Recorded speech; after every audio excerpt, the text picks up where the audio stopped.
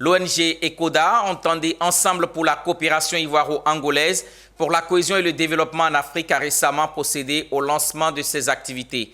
La cérémonie a permis de présenter le bureau exécutif de l'ONG ECODA et ses priorités. Tima Traoré et Ange Assemian.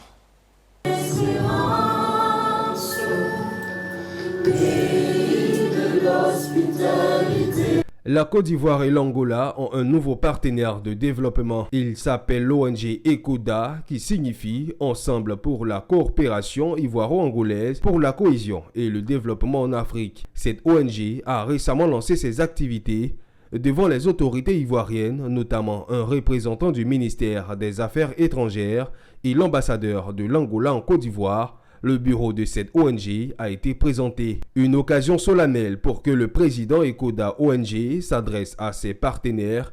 Pour Wilfried Adjoué, il s'agit pour son ONG de travailler au renforcement des relations des deux pays sur le plan culturel, sportif, touristique, mais surtout économique et commercial. L'ECODA fera en sorte de rendre plus visible, plus attractive cette coopération entre la Côte d'Ivoire et l'Angola. Et l'ECODA entend jouer sa partition. Et l'ECODA, comme l'a souligné Amana, la présidente de la communauté angolaise, aura une collaboration directe avec les membres de la communauté angolaise. Parce que rien ne peut se faire sans les membres de la communauté angolaise.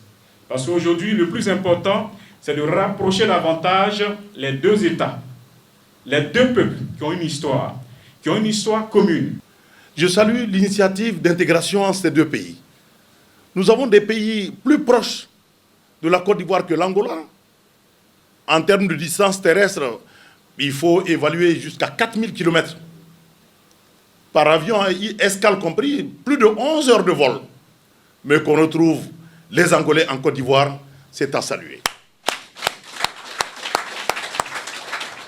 L'ambassadeur de l'Angola en Côte d'Ivoire, son Excellence Domingos Bernardo Feliciano, s'est dit engagé à œuvrer pour une coopération active et fructueuse pour les deux pays. Il est bon de souligner l'organisation d'une foire commerciale ivoiro-angolaise pour les prochains jours.